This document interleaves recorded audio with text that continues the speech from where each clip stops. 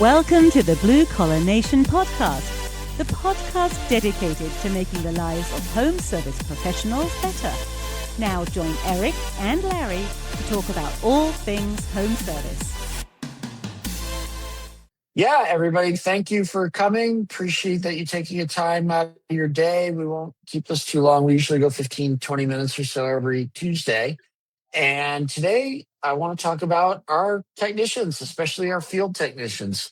Most of the stuff that happens in our business that usually is not to our liking happens in the field, right? Why? Because the majority of our work is in the field, and the field is 100% unsupervised, right? We do what we can, and then we put them in a van and we let them drive away and they go to the work, right? And we hope that they do the things that we would do or that we want them to do. So I want to talk about some of the things that we can do to make sure that that goes smoother and easier. That to be honest, that's the entire reason SuperTech University exists, because we realized a long time ago, it's the training that we do when we're together as a team is what's going to carry over to the field. It's like raising kids to a big degree, right? What do? We teach them morals and values and work ethic and all that stuff. And then we send them to school, we send them to a job, we send them out in the world, and we hope that they do the right thing, right? Well, it's the same with our techs, right? So let's get into that. Let's talk about training, right? Obviously, Larry and I are big on training, right? We believe in training two things: technical skills, right? We obviously need to have good technical skills, whether we're plumbing, heating, electrical, carpet cleaning, restoration, whatever it might be. But the thing is that that's only half the battle, because we're sending our technicians in to do technical work for who? For people, right? So whether we're doing commercial, whether we're doing residential or a bit of both, our technicians are still going to be interacting with clients and people on these job sites.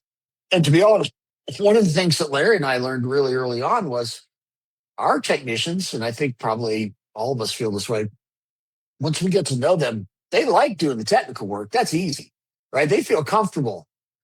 Where they get nervous, where they get scared, where they don't feel worthy is all the people part, right? So we need to teach soft skills or people skills or communication skills or whatever you want to put on it, right? So, you know, we need to do training where, you know, we have them doing some role play. Look, I mean, anybody that's ever been on one of my webinars knows the story that when I started working at Chrisman Pool Service at 15 years old, we did role playing in the warehouse almost every day before we drove out to go clean people's swimming pools.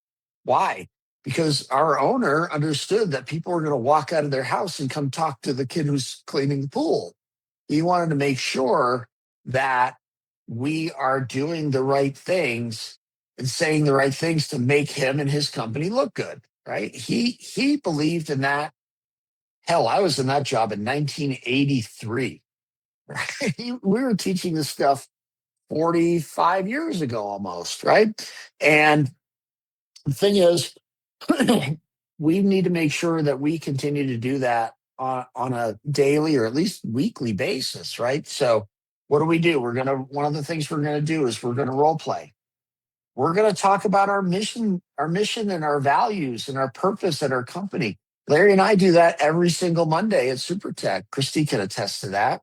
We collectively created a mission statement and we talk about the things that we care about and why they're important, right? So doing that's going to help, especially younger technicians. I saw Christina put in especially the younger generation. Yeah, maybe they didn't get the same training or the same life skills as some of us that are a little bit older. So yeah, it's our job as managers or owners to help fill in those gaps. That's what we do, right?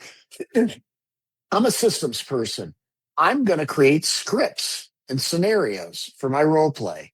I'm going to hand people a script to learn how to overcome an objection, to calm down an angry client, to make a sale, to present something to them. I don't want to leave it to my 19-year-old. Not that my 19-year-old technician isn't smart or a good kid or trying hard, but they don't have the same level of experience as we do as owners and managers.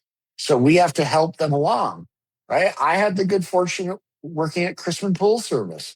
I learned this as a very young person. It's carried through my entire career in home services that this is a great way to get an awesome result, right? Dick Chrisman sold his company to private equity 2 years ago.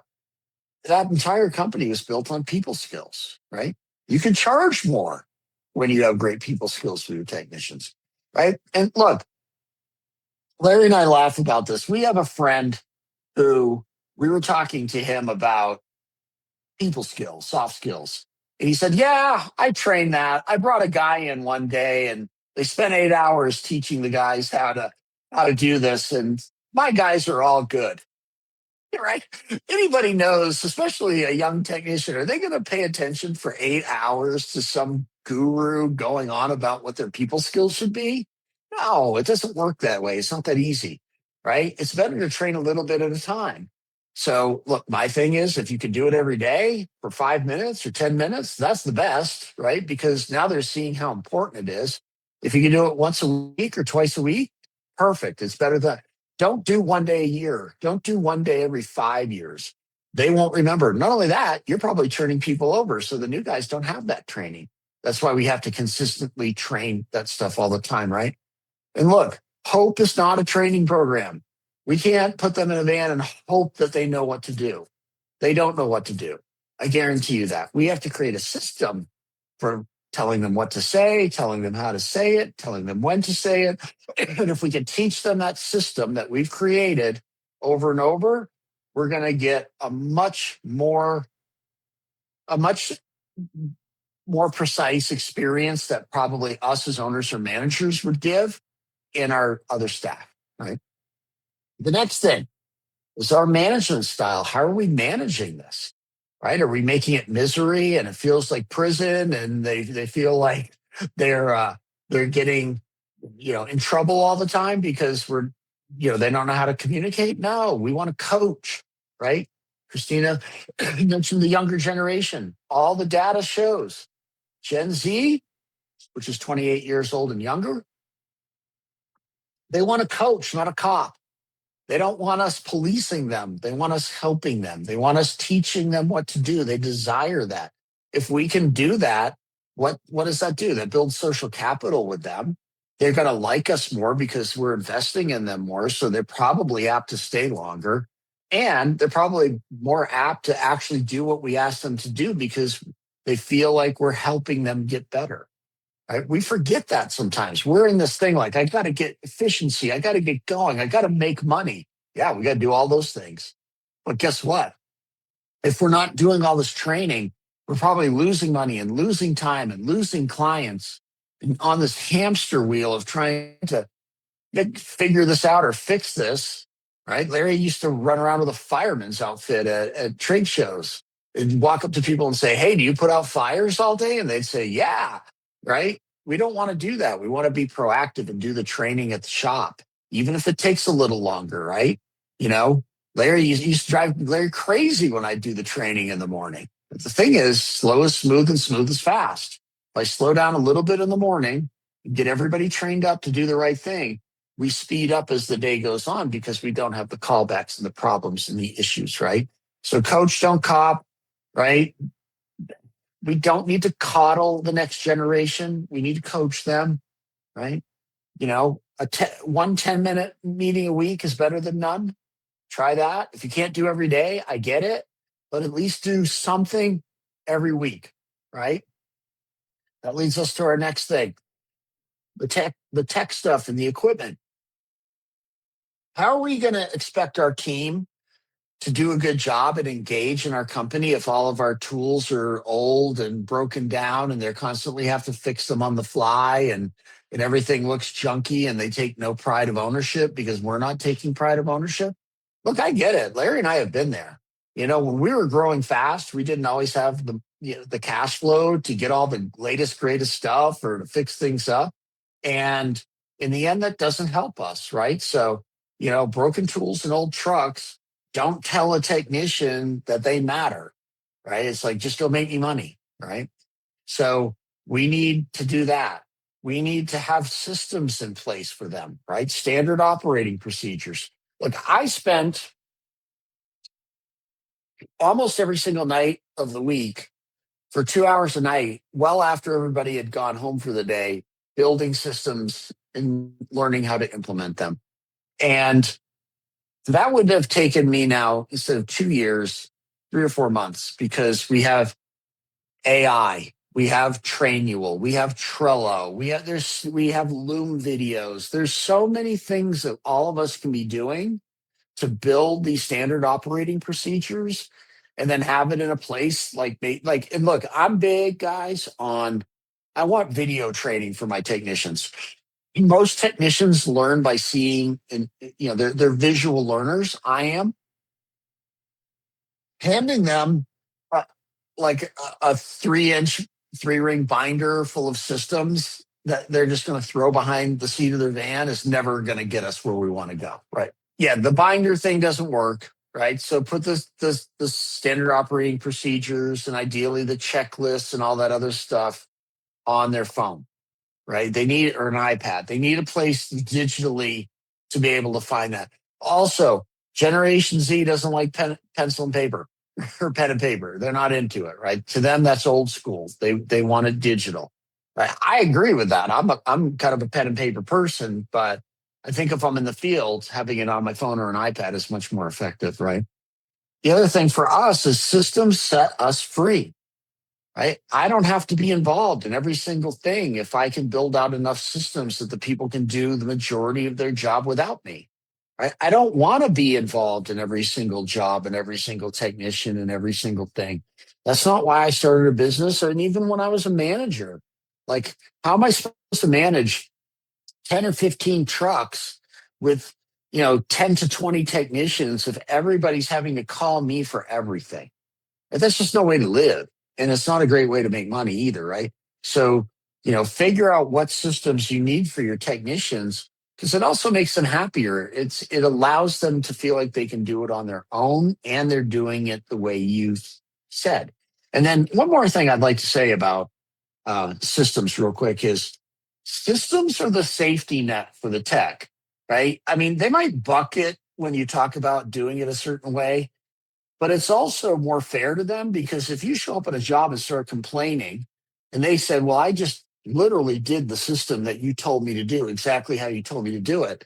That's safe. That's a safe zone for them. It's like, hey, you made a system. I did the system. This is the result. Like, I did what I was told to do. Right. So it helps them.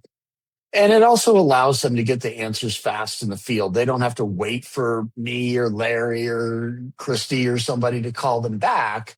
They have the tools handy to be able to get the answer right away. And I think that's like super important.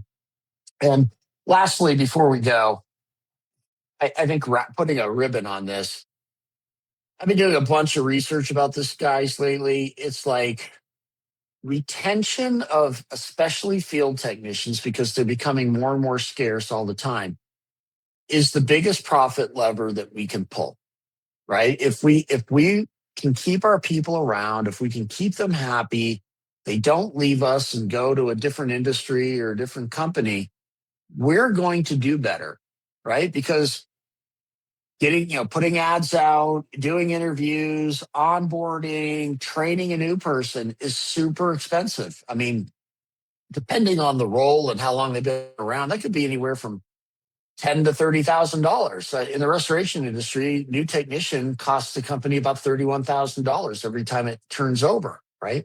I don't need to turn over many in a year before I have a bottom line problem.